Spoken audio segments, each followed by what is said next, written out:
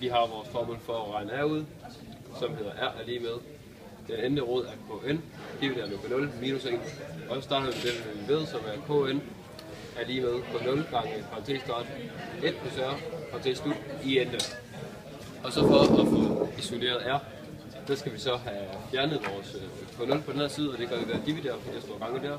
Så vi dividerer på begge sider, hvor det så kommer til på venstre side hernede og står kn divideret med k0 er lige med, fordi vi så fjerner den herovre fra parentes start 1 plus r parentes slut i endte rod. Så vi så lige vender om, for det ser pænt ud, så den bare står omvendt hernede.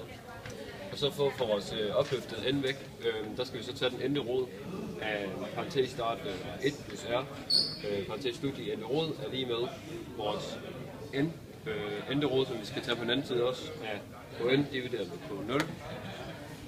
Så vi så kommer ned til at se sådan her ud. Den endte rod af kn er lige med k0, som vi havde derovre fra. Vi har vendt den om, er lige med 1 plus r, fordi vi har fået regnet parentesen ud herindefra, og vi så fjerner parentesen helt, fordi det er plusparentes.